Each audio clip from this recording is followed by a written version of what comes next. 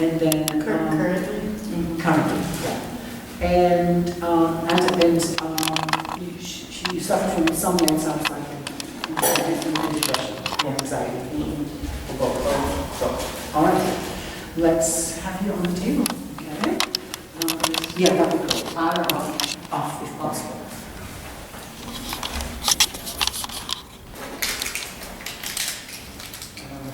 You can have your work. That's good enough.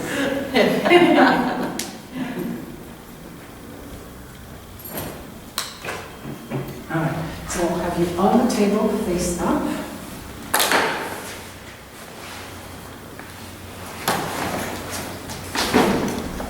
How long have you had it? My arm, pretty much since the car accident. Which one? A year ago. Oh, okay, so this is just a year. She had car accidents going back like 30, 40 years also, with all sorts of neck issues. So. Okay, so lift this arm up in this position. Does that hurt? Okay. It hurts like here. Okay, let's go. I just wanted to test. No, I'm not over your stuff. No, thank you. Thank you very much. All right. So.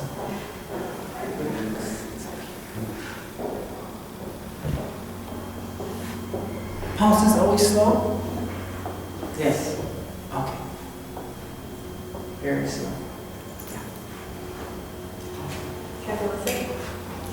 So slow pulse type sometimes does not show much in the abdomen. So I'm kind of, saying to myself, okay, it's possible that I won't find a lot of things about it. First of all, compare this side to this side. No big difference. Okay. All right. When I press here, you just feel my fingers. If somewhere else I poke around the abdomen, if it feels just like here, that's good. And if it feels different, let me know. It might be pain, it might be discomfort, it might be who knows. So, just let me know. So, okay, so. Digestion. That's slight. Slight, okay. Adrenal. Adrenal.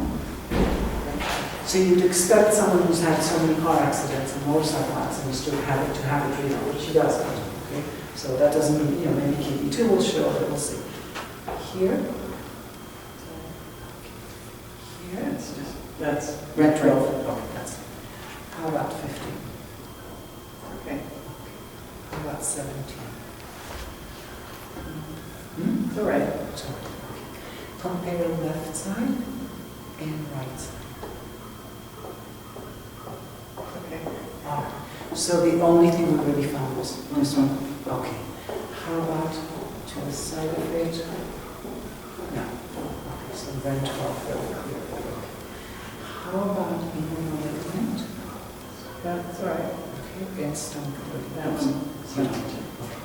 And immuno. Okay. And stomach. It's okay. It's not like Something, but the Yeah. left side doesn't move. Okay, gotcha. All right. Kidney 2, anything? No. Kidney 2, anything? that's sensitive. Yeah. Okay. Really sensitive. Okay. And it's this thigh that goes down. Yes. Okay. So, but nothing here. No. Okay, but yes. Okay. So she does show possibly, yes, adrenal, that doesn't show an abdomen because slow pulse type tends not to show stuff in the abdomen. It's just not their thing. Okay. So 1, 2, 3. Anything, any discomfort? Slightly more on 2, but Slightly on on 2. 2. Okay. How about 1, 2, 3? Same, slightly more on 2. So investigating more around stomach 9. 1, 2, 3. All the same. And somewhat uncomfortable? Yeah, a little bit uncomfortable and all. And how about this side? 2, 3. 3. 3 specifically. Okay, and 1 and 2 are okay? 2 is- Not fabulous. 1 is okay. 1 is okay, but 2 is a little, and yeah. 3 is the big one. Mhm. Okay. How about the scalings? 1, 2, 3. Fine. 1, 2, 3. 2. 2. Okay. So, and then in the back, I'm going to take those like outside. In here. Is that okay? So on the right side, circles, 1, 2, 3, 4, 5. As it goes down, it gets Worse. Okay. And left side, 2, 3, 4, 5. 2, a little, not bad on A little bit, yeah. Okay. But this side is really Yes. icky and worse and Yeah. worse. Yeah. Okay, this is special. All right. So run 12, kidney 2, one side, and okay. When I touch here, do they feel the same? Well, I feel like I could feel your touch the same, but this one feels like, As if I'm touching something like that, through something? yeah. Okay, so that's what often numbness will feel like. You know, they can feel, but it feels like it feels as if I'm not touching them. It feels like I'm touching them through. You know, like I'm wearing a glove or something. You know. So okay. So we're going to play a game, and you're going to say this. This feels like it's distant that much. So this is I'm touching you, and this is how far would you say? You know. Because I'm now make it large. In other words, we're going to talk in terms of miles. Okay. So that because if you say 2 millimeters away, it's going to be very hard to say if it's how close it gets. Okay, so you mean how far you're touching from? Sort of? Yeah, like Okay. how far up am I? Okay. Is the layer? Yeah. How Okay. thick is the layer? Just Okay. remember how thick the layer is, Mhm. and I'm going to ask you to tell me if the layer gets better, Oh. if it's thinner. Okay, Yeah. and then. Here, what happened? This is one of your accidents? Yeah. Okay. Any pain? 2, 3, 4, 5, 6, 7. No. No. All right. You said there's pain here? Yeah. There is. When I press? Yeah. Okay. So lifting the arm often means the pectoralis is caught. Okay. So because of pectoralis, let me just see if I, okay.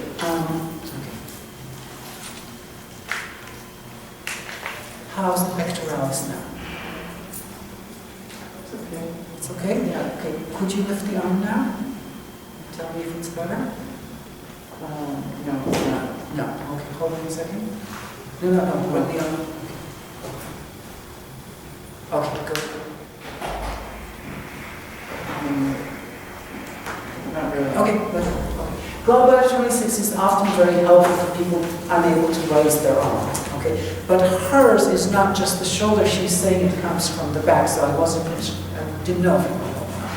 1, 2, 3, 4. 3. Yeah. 3 is bad. Okay. Sorry, ignore that. I know. How's the shoulder? Good. Good? Okay. You had here, right? Yeah. Okay. How's now?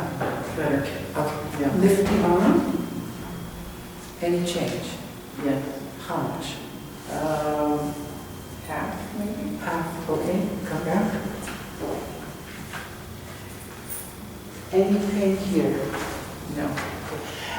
It's very interesting. We say we should only use level 1 on the channel, but the truth is we use spleen 3 and spleen 9 a fair amount. Okay, together. They're not supposed to match. So, but I wanted to check that she did not have, a spleen 2 pain, because then I have to use spleen 5 on spleen 3. Okay, lift the arm again. It was 50% before. Yeah. How much now? Probably 75%. Okay, cool. Hold on. When you're okay, just spleen 3. Maybe it's just spleen 3 that really does the better job. I don't need spleen 9. Go ahead. It's probably, close to away, but it's still low.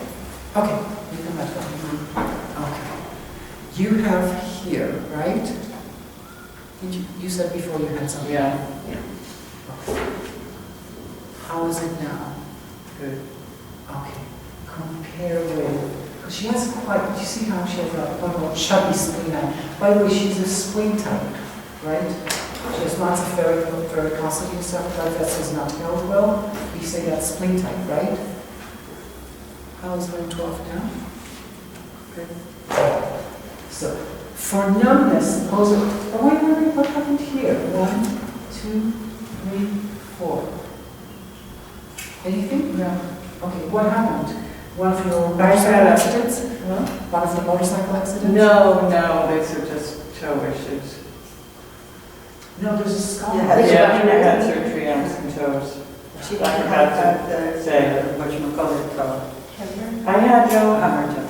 that toe, I had something where the tendon pulled the toe over and rotated over Oh, and so they cut off the and tendons. they had to put a, Okay, gotcha. Was it over the big toe? no, it just rotated Oh. until the bone broke.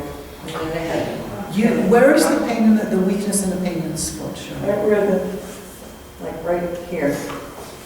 It sort of feels, Oh, okay. not like a constant thing, but randomly. Here, Yeah. this is the area, Mhm. but not here. No.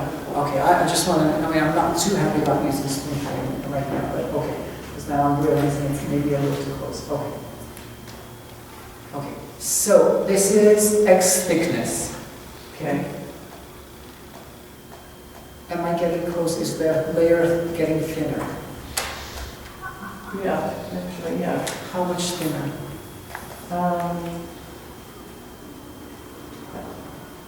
25%. Okay.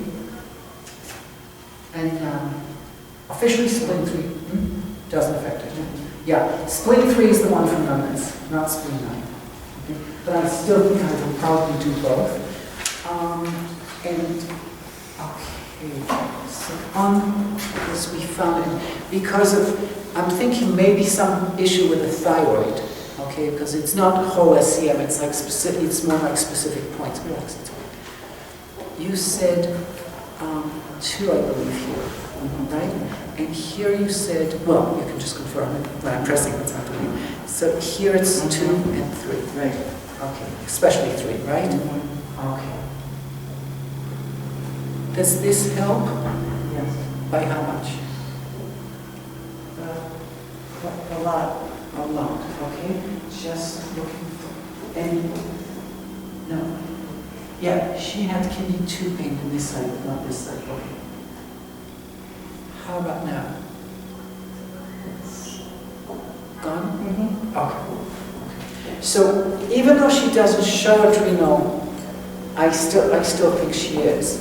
Okay. And she only shows the right side. Again, women are more susceptible to right side issues for some reason. Well, because we think it's blood side. So we'll start with kidney 7.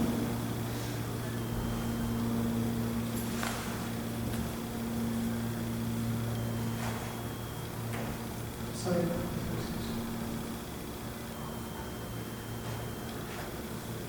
Thickness, same? It's okay.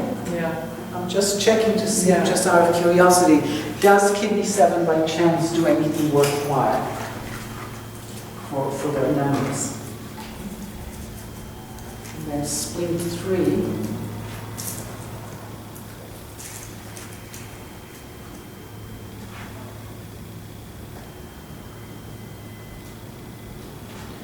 So I believe, is that 25% less thick?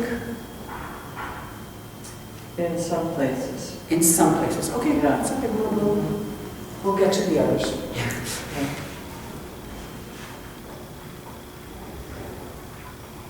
No, that's spleen 3, not 3.2. Okay, so this is, again, there's this whole thing about spleen 3.2 because when spleen 3 became popular, when it became fashionable to use spleen 3 for musculoskeletal, for muscle problems, we talked about spleen 3.2, and of course everybody remembers, how can you forget spleen 3.2? What it means is don't be on the bone. It means just move slightly off the bone so it's easier to needle, but you don't, Spleen 3, spleen 3.2. It's actually a depression. Yeah, I mean, they're the same as hopefully my perspective. So spleen 9, what I do is I move up the bone, and when my finger wants to start turning, I don't let it, and that's spleen 9. Okay? And we needle spleen 9 totally up this way, not towards goal out of 34. Okay? So just be aware.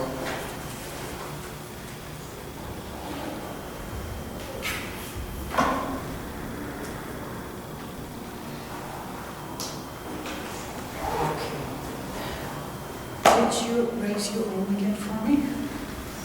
Because that's your big company. How's that? It's about 25%. I mean, it's still a little there. Okay, 25% left. Yeah. Okay. No more, maybe more, maybe. It's okay. It's okay. I'll try and get it down to Okay. 7. You don't have to buy it. No, I meant like it's probably 25% painful. Yeah. The opposite, Yeah. No. Yeah. Okay. I thought you meant that, and then I thought you meant, Yeah. well, maybe it's not a quarter Right. left, maybe it's like half left. And I was saying, no, we're not done yet. Okay, thickness, Maybe 50. okay, hold on.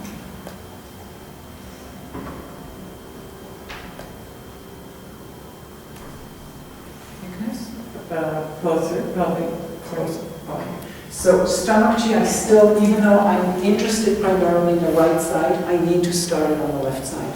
Because there is this understanding that Zongji, this has nothing to do with Qi and blood sides. That Zongji is more on the left side, the chest, the back, and stomach Qi is related, we believe, to Zongji, to the ancestral Qi. And she has some very lovely stomach Qi bumps.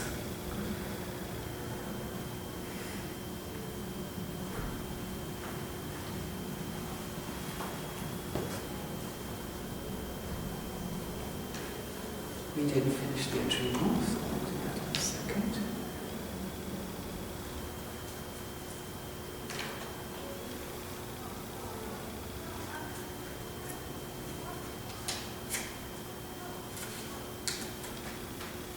So what you'll notice is I keep bugging the patient. I just did something, I didn't relate it yet to the shoulder. It got related to this. Are we?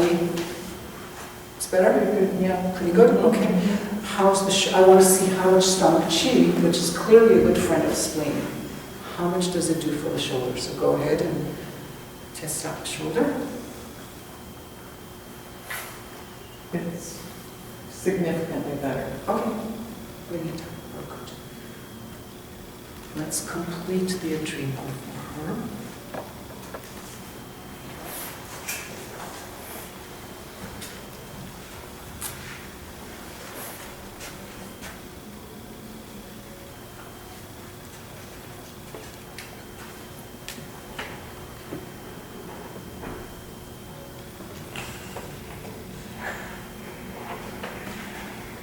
How's my 12? That's good? All right. Sorry.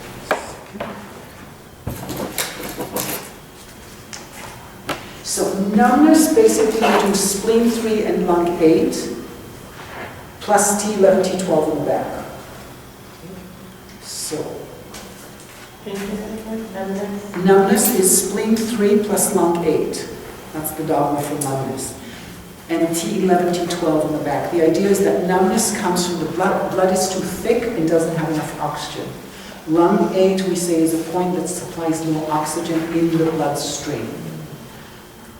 UB42 supplies more oxygen in the bloodstream and more oxygen in the lung itself. Lung 4 is a point that supplies oxygen in the lung only, not in the blood. Okay? So on the back I can do UB42 as well, Steve, now, so for example, rib cage pain, I often do lung 4. Because if it supplies more oxygen, it means it allows for more opening of the intercostal muscles as well. Okay. So still somewhat, there's more room for improvement?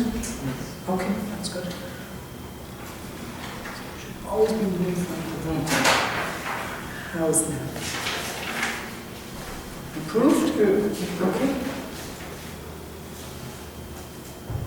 So on 8.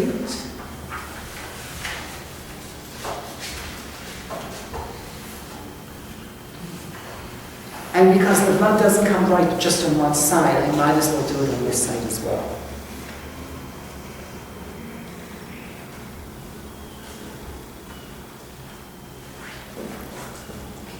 How much more improvement can we get here? A little bit more. Okay. So would you say that we're at what, 80% better, 50% better? I'd say 75% better. Okay, fair enough.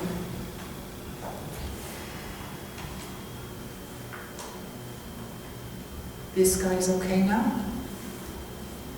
Not quite? Not quite. Okay.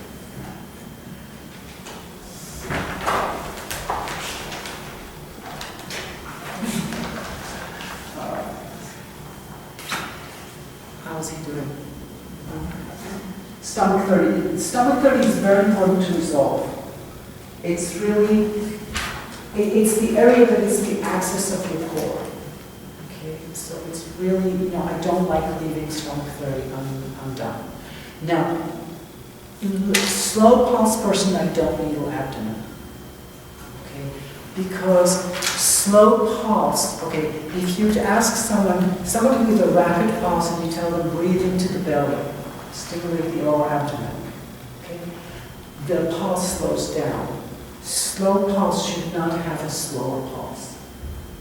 Okay, so we don't stimulate lower abdomen. Lift your arm up again for me. How are we doing? It's sort of the same. I mean, It's 75%. Yeah. Okay, so we're good. Okay.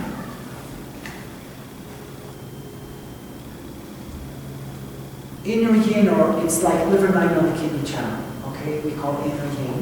And remember when you did that thing with the kidney, isolating kidney 6, you felt that it comes up here. That's helped give a lift, and it's also what we call trapezius releasing point. Let me see how much that does. Lift your arm here.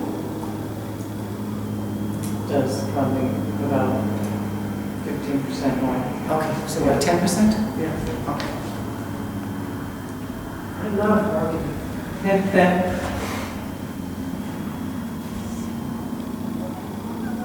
And if I'm lifting, even though this is this side, I'd rather give her that sense of that there's something between the legs, there's some activity, like percolating. Like, you should feel like there's a straw between your thighs, and you're like, something in front of the spine, like you're pulling up the straw, something through the straw. That's the feeling. That's why you should feel hollow.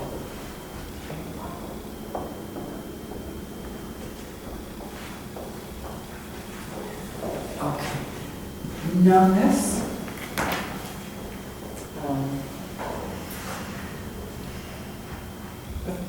It's still there. It hasn't improved, but it's improved since. Yeah, makes sense, but it's not okay. Do you grind your teeth? Terrible. At night, terrible. Okay. I wake up from it. 1, 2, 3. 3. So TMJ, we use Sanjo 8. Again. If she had rapid pulse, maybe I'd use Sanjo 5, but in her case, it's a slow pulse. So. How's now this stuff? Fine. Good. Good. Hold on. Let's do the other side. The reason I asked about the TMJ is because as she was thinking about the thigh, I can see like like there's this tension happening here. So I was like, okay, was that temporary or was that something you do? So, you're not doing it. Is that okay? I'm taking you out here. 1, 2, 3.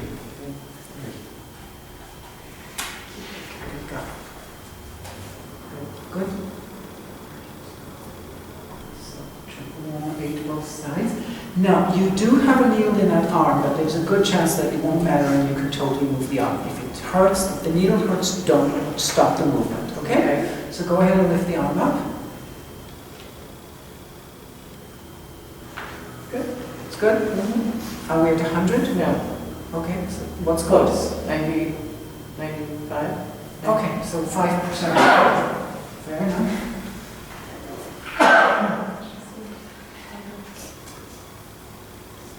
Still, no, okay. Just try, I'm just curious. How's now? Better. Okay, but I can't needle it. It's still, even though it's not lower abdomen, so, but just out of my curiosity, how much better?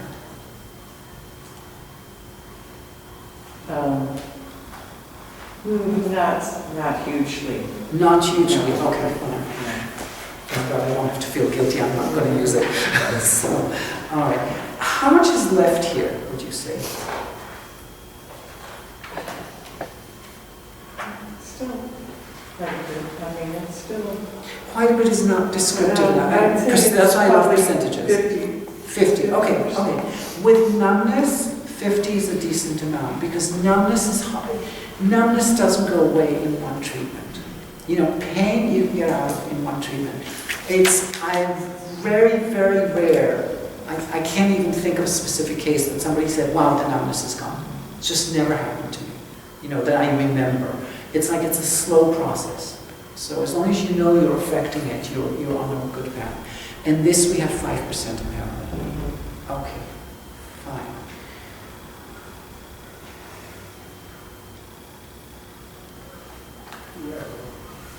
Tight here. Okay. So, can you press gallbladder 12 for me? Gallbladder 12, it's here. I have it, I just can't move, because I need to do the thing with my hands. Where's my fingers? One finger here, and one finger on the other side. Medium. You too also, you too. Gallbladder 20, gallbladder 12. Yeah, both, yeah, both. Yeah, please.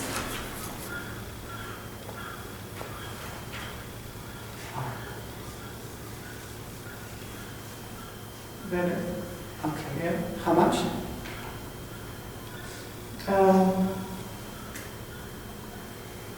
25. Okay, that's a huge amount for numbness. Okay, I'm going to replace you. Okay, bring the arm through my. Yes. Now you can raise the toe.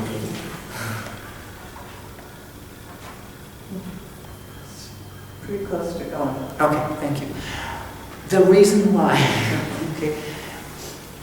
First of all, if you want to release REM 12, I told you immune point is good, but releasing the neck is important, but also gallbladder 12 has the same character. This one is called Zhang 1, central 1, and this one is, can't remember what the first character of it, but it's a 1 also. Okay. It's a slightly different one. It doesn't have the flesh radical in it. Okay, but otherwise it's the same one. Okay, so gallbladder 12 seems to do a good job for, I'm using it as a substitute for REN 12. REN 12 is one of the best points for stomach channel pain or problems in the leg. Okay, so since I can't use it, I'm looking for a substitute. A way to get a substitute is I'm looking for a point with similar name. Sorry, you said REN 12 is great for treating problems in the leg?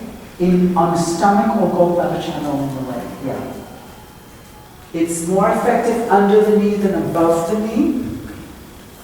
But since she has a problem here, I thought, okay, and since REN 12, I would normally use REN 12 for numbness. If she didn't have slow pulse, it's like, come on, she's like a total REN 12 case. I mean, yes, we did kidney, but basically she's a spleen stomach, right, up to now.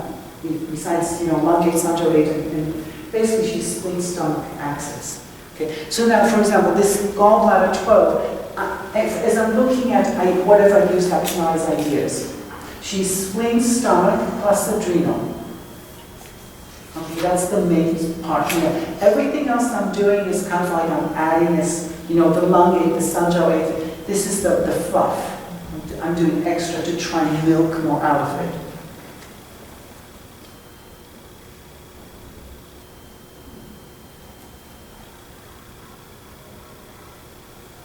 And I'm needling gallbladder 12 upwards because I want to give them, I want to give the person a sense of pulling them, the head away to lengthen. So, are we at 25% at this point? You didn't do so good? No, not really. So, Hold on. I'm missing something.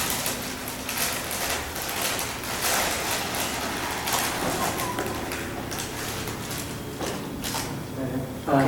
Yeah, it's better. Okay, so I just manipulate it. If that doesn't work, I'll take the needle out and reinsert. Okay, and do this arm. Just lift it, just to see where we're at. Pretty good. Okay, let go, let go, let go. Right, just before this thing comes out together. Okay. Are you comfortable? Yeah. All right. Do you want a blanket? Yeah. Just have to find it. A little bit.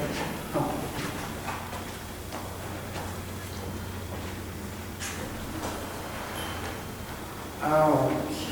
Okay. Any questions?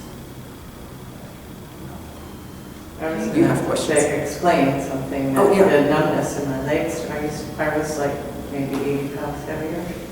And then the doctor said that was, well, it started then, and the doctor said it was possibly because of my weight. Uh-huh. Something was cut off, like where my leg needs kind of, Yeah. Yeah. The ligament. yeah. And he thought it would get better. Once you lost weight. Yeah, But it didn't. And it's very interesting because she doesn't show stomach 30 on that side. She shows stomach 30 on the left side. So it's kind of, yeah, it's interesting. Okay. Do you want your glasses off or do you want them on? I can take them. Okay.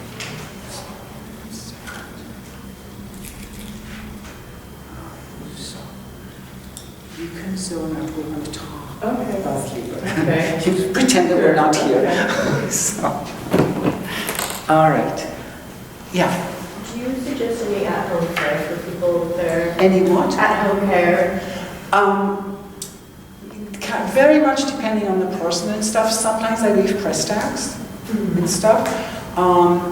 But I might give them some exercises. Like say foam rolling or, more like PTs type stuff.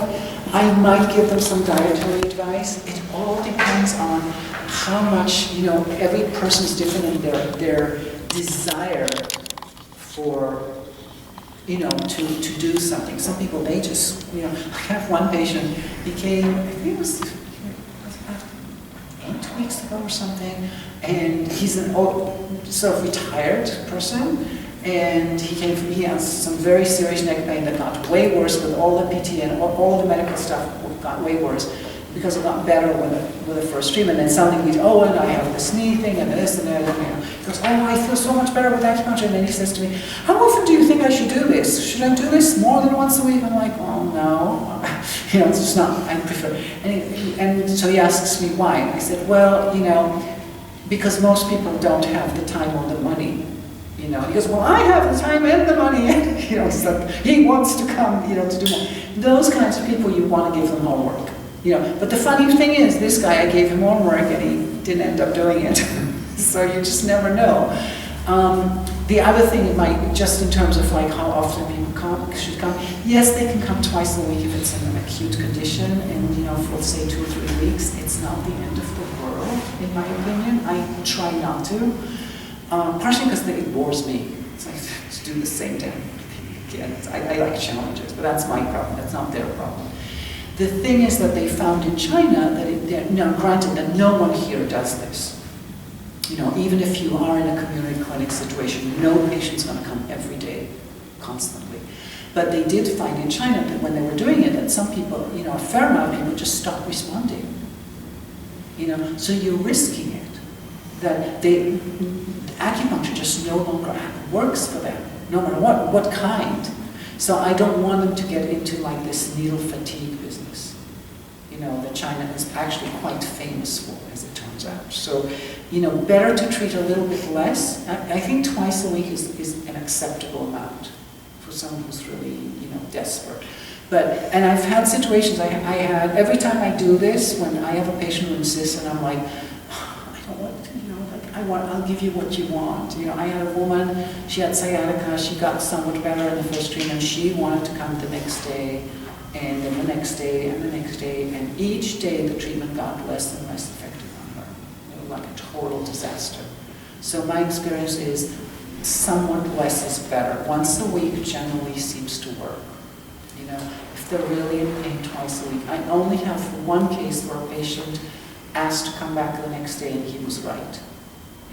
It was someone who had a hernia surgery and they kind of, they did nerve damage, so he needed to have a catheter in, for peeing. It was still quite after surgery. I did one treatment releasing stomach 9 with Sanjo 8 and doing stomach 9, and he went and peed. And he said, oh wow, this is so much better, blah, blah, blah, blah, blah. And he said, I want to come back tomorrow. And I said, okay, fine. And after the second treatment, the catheter was out and he never needed it again. So it's my only case where I've treated someone one day, 2 consecutive days, and it actually proved to be correct. Otherwise, I just don't have that experience that needling, the next day is a good thing. So, yeah. Do you think the head injuries have anything to do with her case?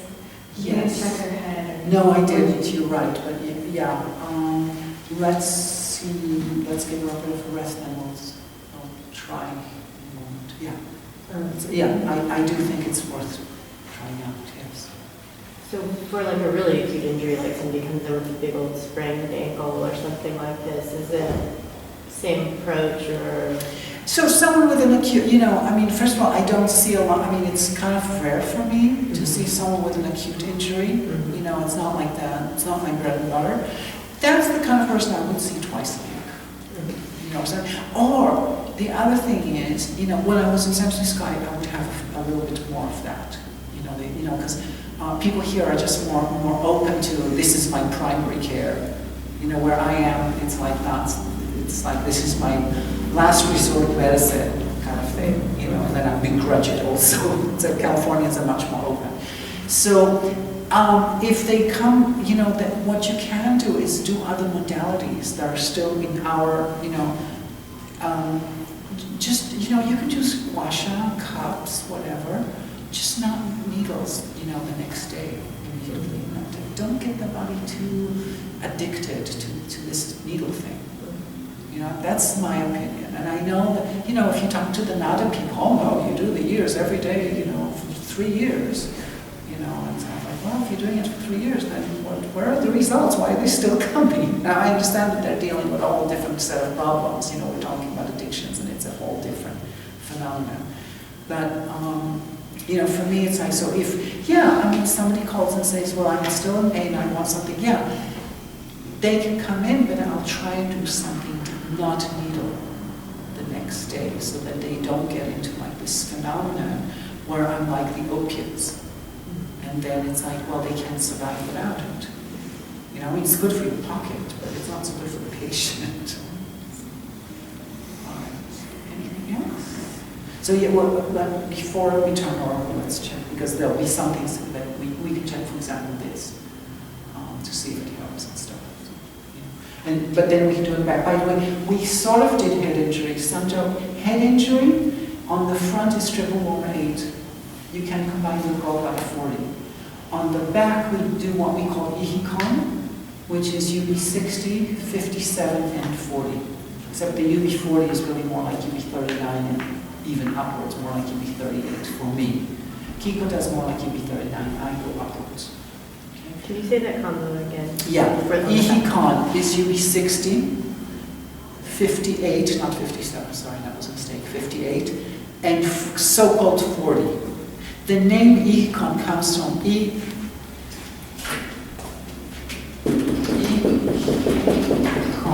This is Kunlun, UB 60. This is Feiyang, or in Japanese it's Hiyang. And this is Weijong, UB40, which is Ijong in Japan. Okay, so the combination Ihikon is really the names of the points. Okay. What were the two for the front? Sanjiao 8, which we did on her, Mhm. plus gallbladder 40. Okay. So on the back, we can certainly look at EECOM combination. Now, I personally often change UB60 to gallbladder 39. They're both needled upwards, by the way.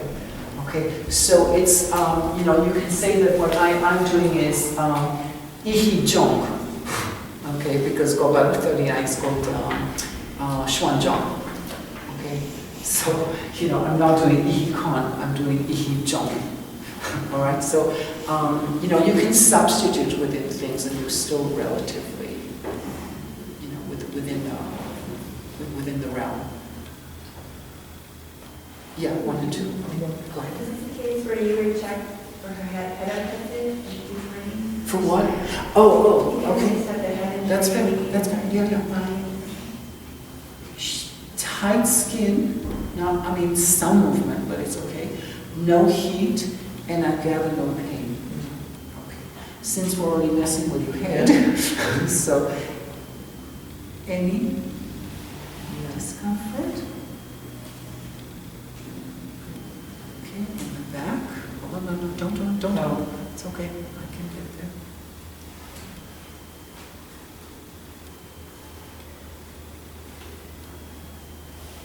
No. All right. So it's hard to say because, you know, maybe there was before. I wasn't really correlating it, you know, up front. So she already has needles, and maybe if there were no needles, I would have found. So, but yeah. The Do 20 style depression relates more to damage in red 4. Okay, so postpartum depression, when there's been a trauma in the lower abdomen, it will flush up and show into 20 as either heat or the skin is very loose, okay, or there's pain. And the treatment for that, we call stagnant blood in the head. So it shows around do 20. We do spleen 6 plus spleen 9. Now the thing is, because she has spleen 9, maybe that's what makes it not show anymore. Spleen 6 plus spleen 9 plus pericardium, meaning check pericardium 8. If pericardium 8 is painful, you do pericardium 3 and 5, middle water. If pericardium 8 is not painful, you do either pericardium 6 or pericardium 4. Okay, you have a choice. And plus lung 5. Now, talking about this treatment, spleen 6, spleen 9, pericardium, meaning check pericardium 8, and do, if it's painful, do 3 and 5. If not painful, you have a choice between 6 and 4, which is 3 fingers below 3.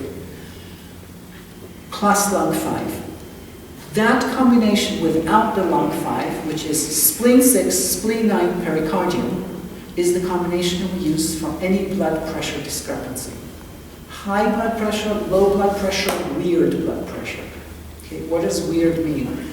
Weird means when your difference between systolic and diastolic pressure is not around 40, it's either very low, like 20, or it's very big gap, like 60. Okay? For example, somebody says to you, my blood pressure is 120 over 60. Or let's put it 120 over 65. That's a huge gap. 65 is not really low blood pressure. It's getting there, but it's not. 120, there's nothing wrong with 120 as systolic blood pressure. But the combination of you have to look at blood pressure as a combination of the two numbers. So this combination of spleen 6, spleen 9, pericardium, then we add under the third toe. That's a combination I use lots on people. There's a lot of weird blood pressures out there. And the thing is, when you ask people, they'll say, no, I have, you know, I'm told I have good blood pressure. What are the numbers? You want to actually get the numbers. Because if you don't, you know, they may have low blood pressure, they may have weird. You know, for example, 105 over 80. 80 for diastolic is a perfectly good number. 105 for systolic is moving towards low blood pressure, but it's not horrible. You know, they're not going to faint. Okay? And yet the gap isn't right. It means that for me, the systolic and the diastolic represents sympathetic and parasympathetic nervous systems.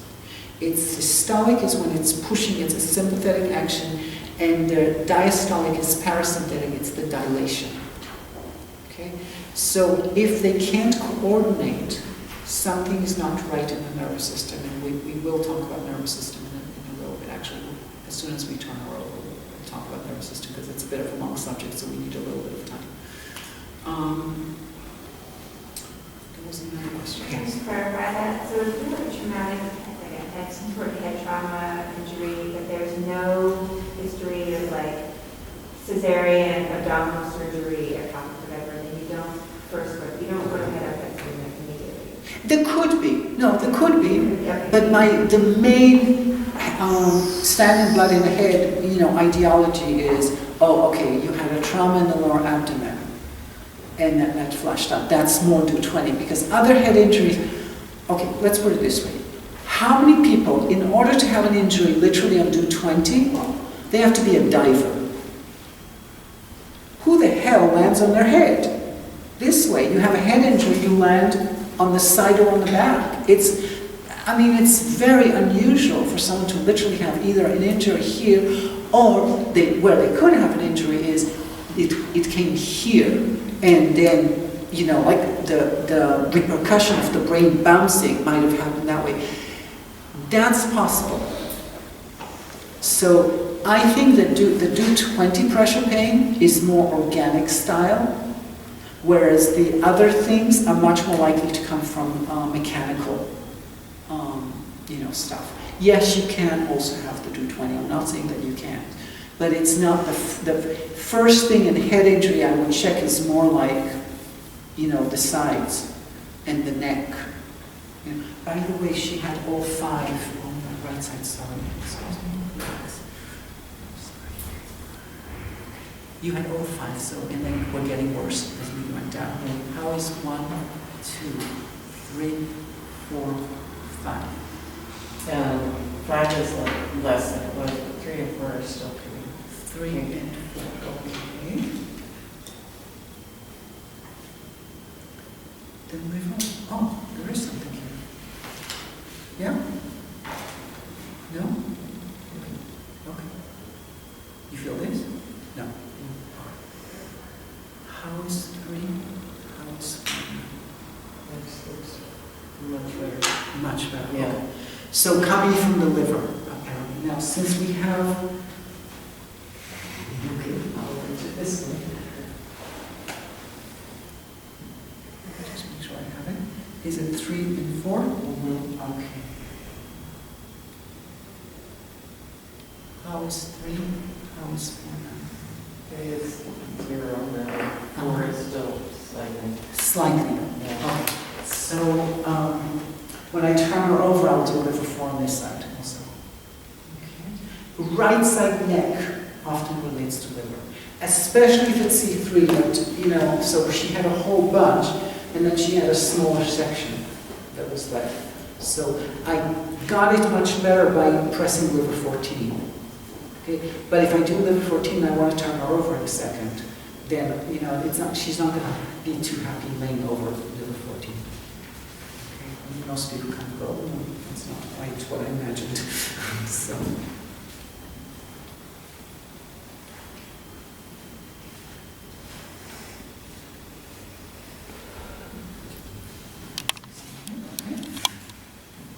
I think it's kind of full of sometimes.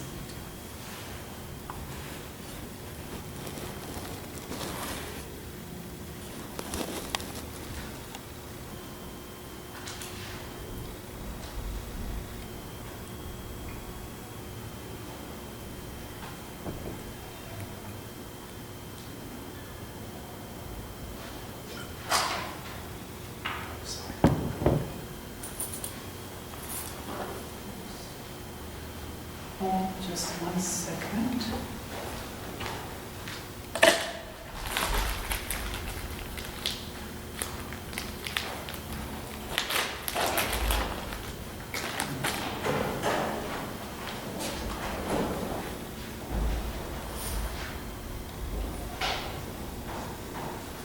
All right. before we turn you over, if you don't mind walking around, see how the leg feels and how this feels in the foot. And then we'll put you face down, okay? So the numbness? Mm-hmm. Numbness? Feels better on top. Uh-huh. It's a little bit better than here, but it's still pretty Okay. bad here. Okay, so gallbladder Yeah. part is not, okay, so Okay. still we have to, okay. And arm? It's pretty good. It's around almost, I think it's actually gone. Okay, great. Let's put you face down. Yeah. What about? Scalings. Hmm? Her scalings are usually very, very, very tight. Okay, I thought I checked. Left side especially. Any discomfort? I think I You did probably not got check. them. Hmm? You probably got them with Yeah, here. with spleen 3, yeah. Yeah. The release for scaling is spleen 3, lung 8 anyway, so it's got like, well, an N plus inner yin. So these are the releases for scaling, so whether I checked or didn't check before, I don't know. I can't recall Yeah, exactly, but, but unfortunately we already did, so. Let's put you face down, and it's the right leg, but now we have to move it. Okay, so this will go under your feet, and this is under your bed. No. Just to guide you. Okay. Once you roll out a 12-foot ferret.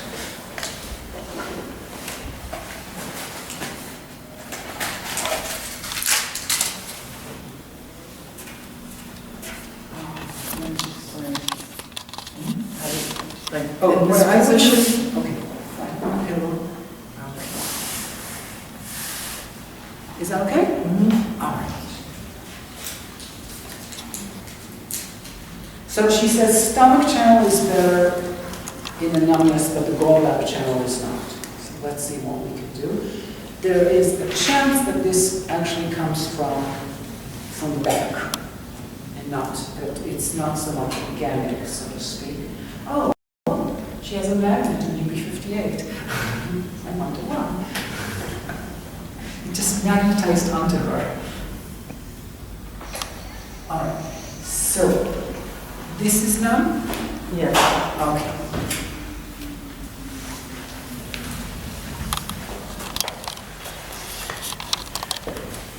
Chances are L3 because of the location, but let's just try.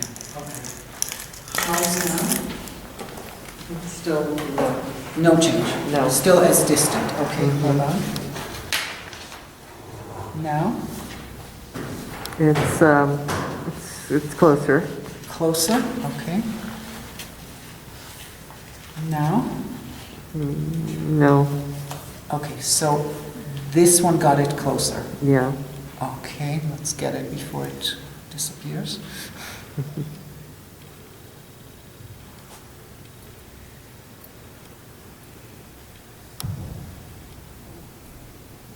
Oh, I owe her liver 4 on this thing.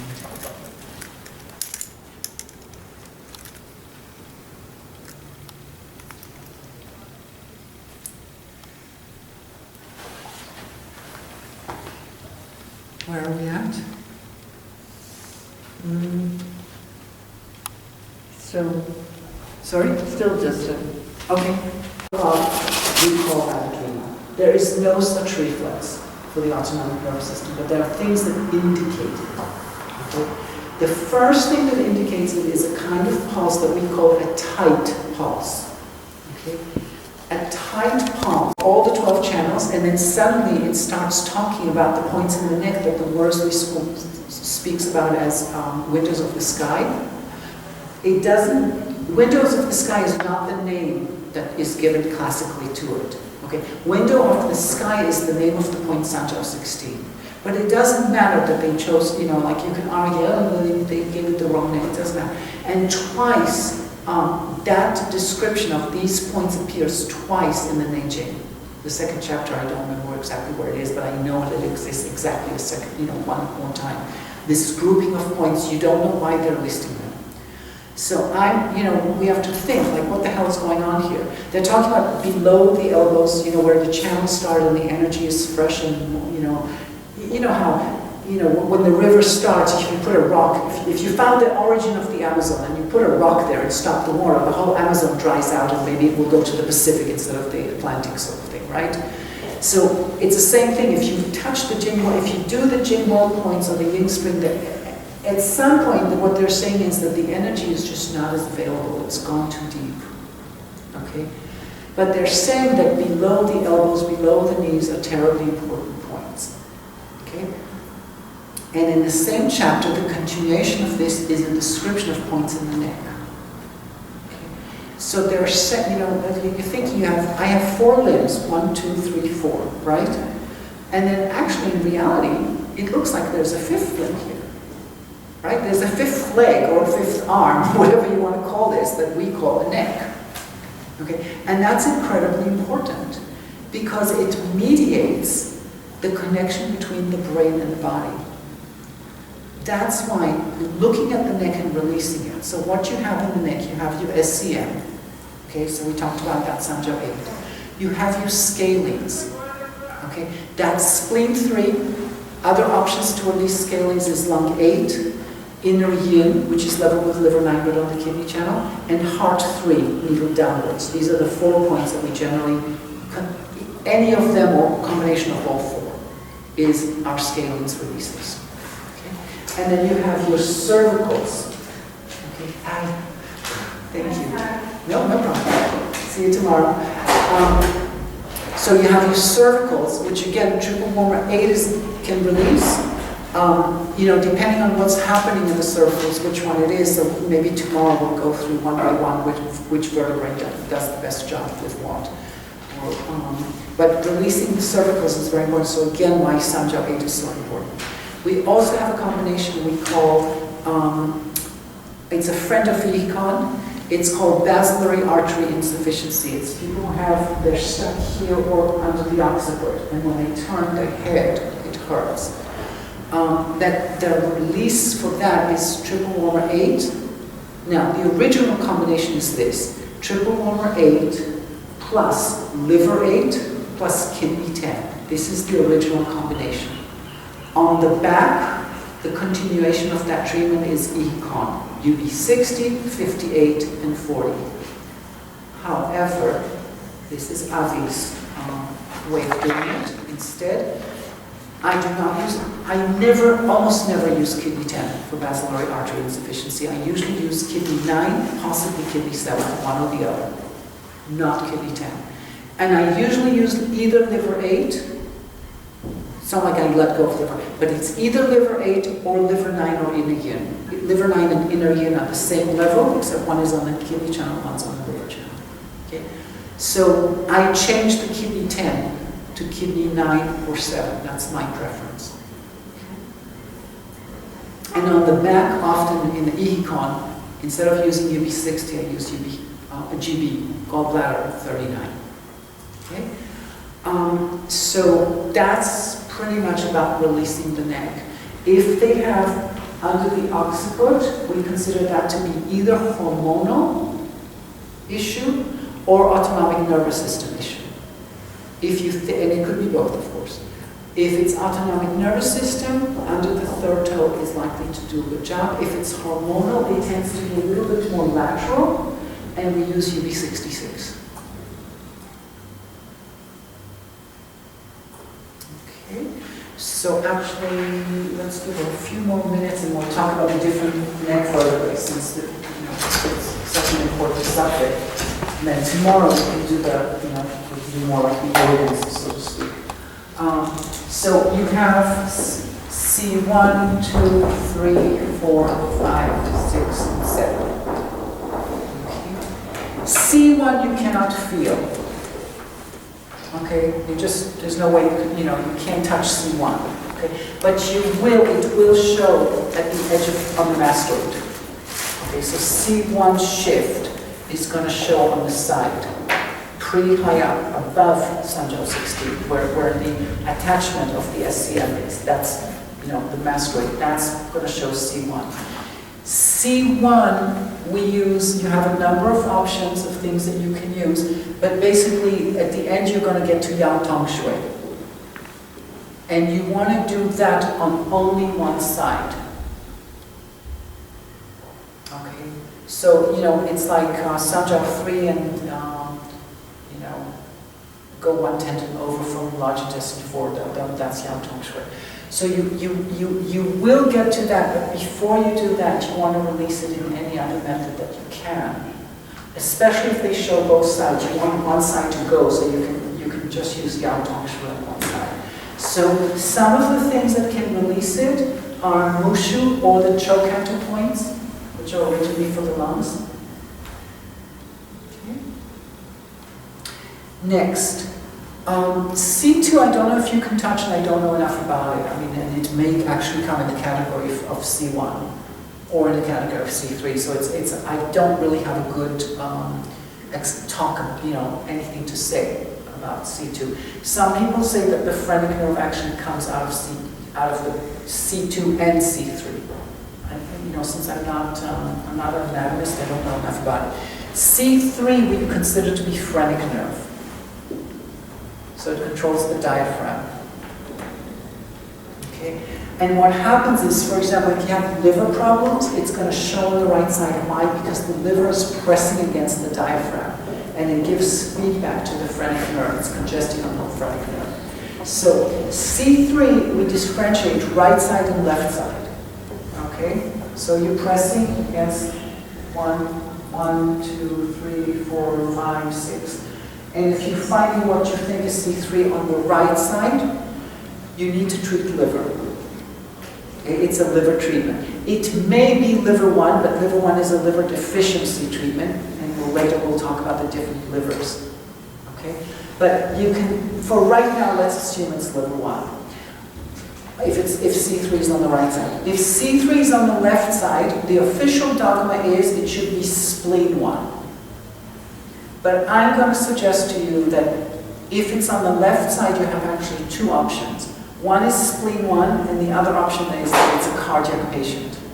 Which one? C3 on the left has 2 explanations, or 2 treatment options. One is spleen 1. If spleen 1 worked for you, it released it, fine, you got away with it. Fabulous. But I will suggest to you that many C3 types are actually cardiac types or cardiac medical history in the family. Treat cardiac. Generally, REN4, unless they have a very weak pulse, will do the job. Okay? And then check UB60 on the left. We saw it on someone. And if UB60 is painful, do UB66, 67. That's the kind of cardiac treatment. Okay? If they have slow pulse with cardiac, you don't do REN4. But you, on the back, you will do UB27, which is the equivalent of REN4. Right? REN4 is the mu point of the small intestine. UB27 is the shu point of the small intestine. Okay. C4 will tend to hurt when you move the head up and down, I believe, and C5 is the one that will tend to hurt moving it side to side. Could have gotten those 2 mixed up. Okay. But C4 generally is when you push the finger in and you ask them to look up, even though their head, you ask them to look a little further up, your finger will sink in at C4. That's supposed to be the way you find C4. It's not a big deal because the treatment points are very similar, you just have to try it. C4, you use stomach 9. Okay? In the front of the SCM. For C5, use large intestine 18. So just go 1 strand over the SCM. So it's slightly behind. C4 is here. If it's further down, just go slightly behind. Okay. Use one of those 15 millimeter needles. Use the .12s. You know, it's definitely worth it because people don't like, you know, we don't like needling stomach. It's just one of those things that we all got our problem with. So just needle it slightly down and then into the SCM. You're not in danger of cutting off an artery. Certainly not with this kind of needle. You know, it's not a big deal. You're not needling very deep at all.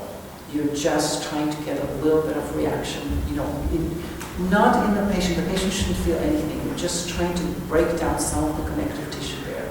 And you will know immediately, like when you touch, you don't, just tap the needle in, shake it up and down slightly, and go back to the neck and see what you've done. You didn't do a good job, just point it a little further down or further out, and manipulate again.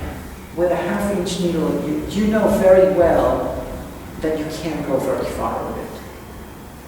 You're limited, because you're not going to get the plastic inside the skin. It's just not possible. Okay? C6 and C7 belong to heart 3. Now, if you have a bunch of these, then we're looking at doing basilar artery insufficiency treatment. Okay? So, which is the Sanjo 8, liver 8, and kidney 10, which I replace with either kidney 7 or 9. Does that make sense? Not so much? Not at this time of day. Not at this time of day. Oh, yeah. It's just a bunch of protocols, but it's good, one just needs to have them, unfortunately.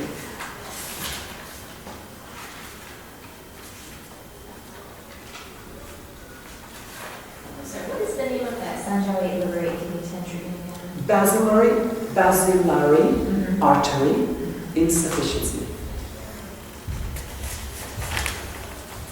It's an artery that leads to the brain from the back, and it can get congested or narrowed.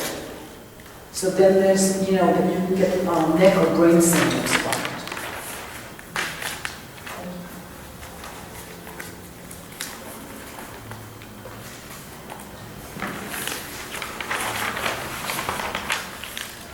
So like for migraines, could that potentially?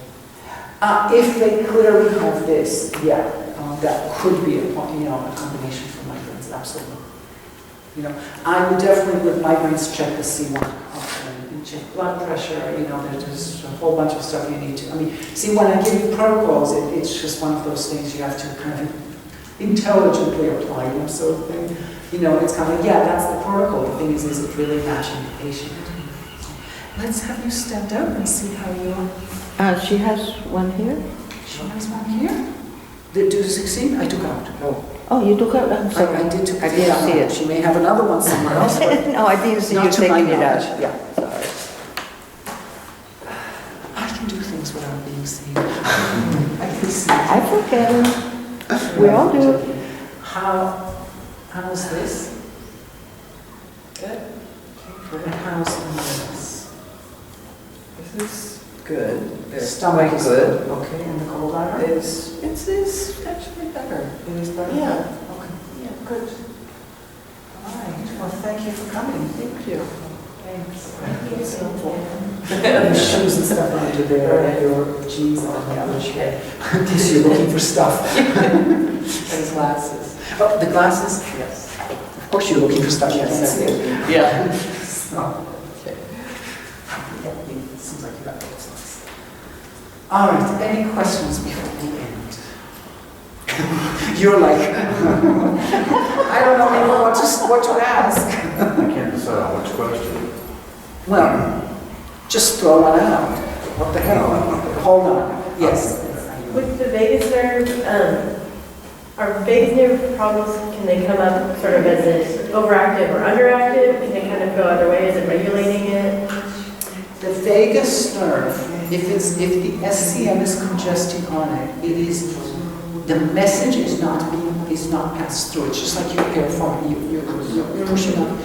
So what happens is, because the vagus nerve is a parasympathetic nerve, you are not getting parasympathetic feedback into your organs. Okay. Most of the organs are controlled by the vagus nerve, they're fed by the vagus nerve. As a result, you're going to end up being in sympathetic dominant mode, okay, which is not what you want. Okay, so that's why it's important. So generally speaking, you always want to release the SCM, and kind of quote unquote, you're not stimulating the vagus nerve, you are allowing it to transmit. You're not actually stimulating it. Right? Although some people claim that you do, like, a lot of people talk, it's a very popular subject, at this point, or, well, maybe not right now, but it was like 2 or 3 years ago. People talk about Ujjayi breathing as a way to stimulate and calm the nervous system. It's the same sort of idea. Constricting the vocal cords, creating a sort of hollowness here. Okay. So that's like a big subject with a lot of people who are trying to do all sorts of like, thank you. Sort of psychotherapy through body processes, or whatever that would be called. Yeah, you kind of asked something. Oh, yeah. The thing is, it used to be, and since this system is kind of like we're taking it from Nagano kind of his active period was, like when he formulated most of the stuff was probably 50s, 60s, which is, and even through the 70s, people thought of the nervous system as consisting of the autonomic nervous system, of consisting of 2 parts, sympathetic and parasympathetic.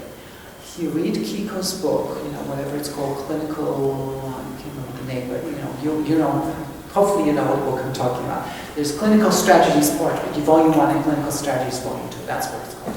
And there's a section on the autonomic nervous system, and David Euler, who wrote this, basically made it a very sort of linear yin-yang situation.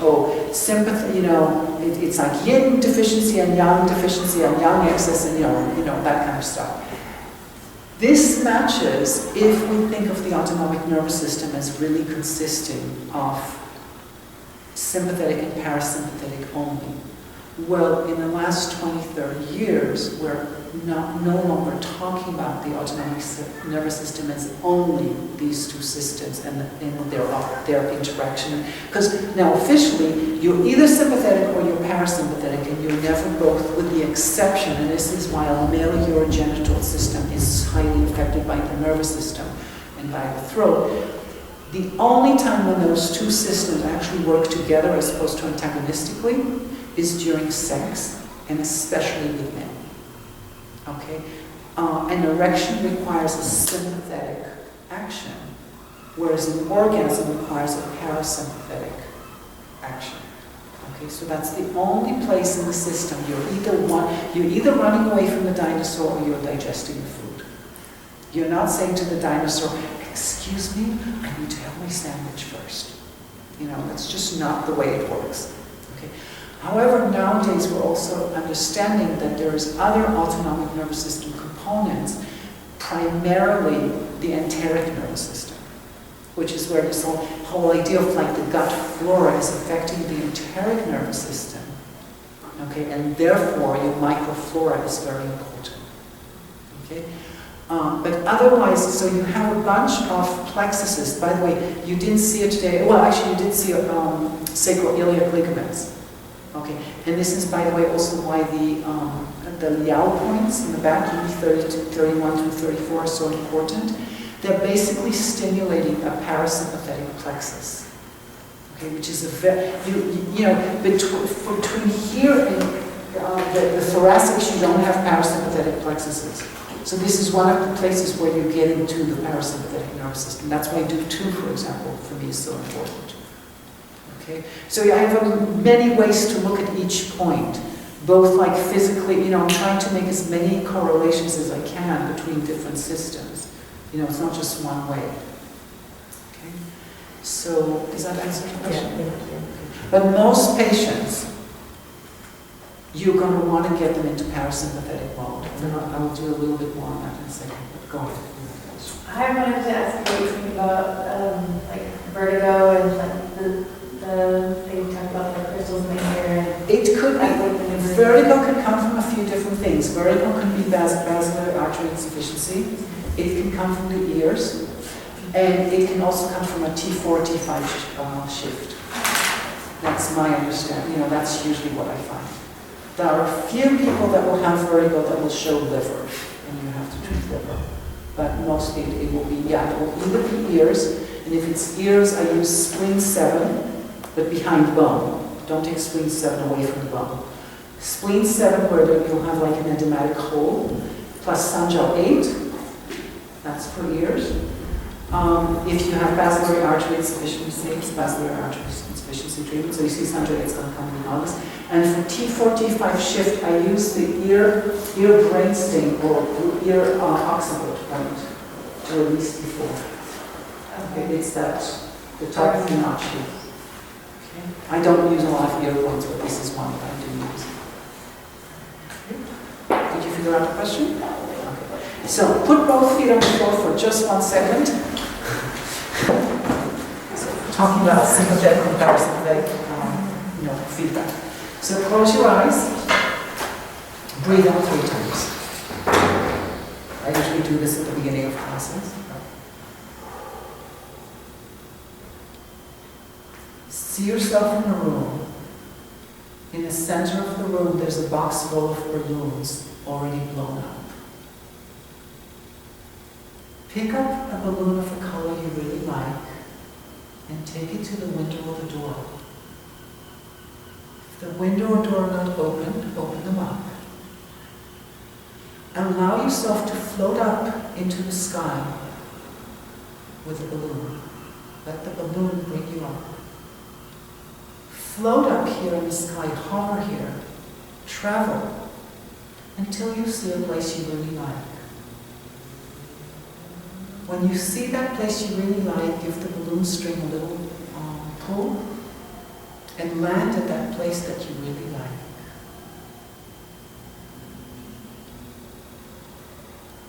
Notice what time of day it is. Feel the air on your skin. Enjoy being here. Take a deep breath and open your eyes. Anybody, this is California, anybody wants to share what they wanted? Sorry, when you're not living in California, you can make these jokes.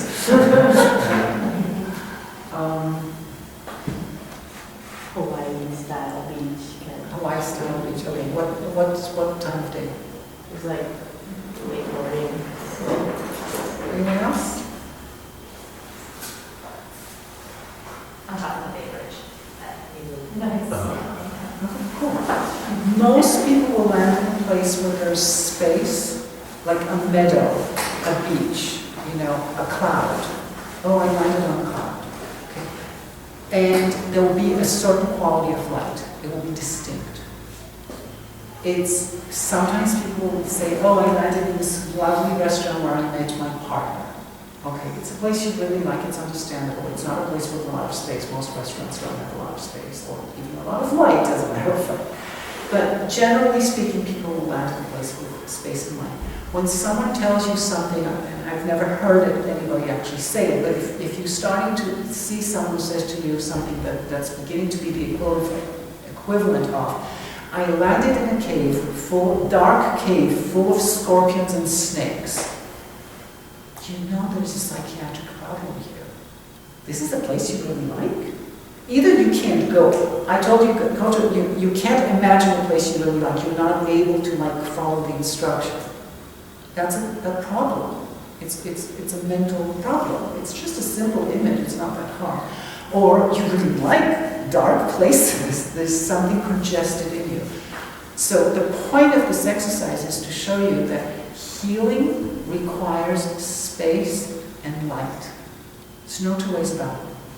No matter what kind of technique you do, no matter what, if you're not giving the patient the sense of space and light, which is why I'm also talking about extending, opening, hollowing, okay? Nothing of what you do is of any relevance. These 2 elements are basics of healing. Space, the feeling of space, which means space is hollow.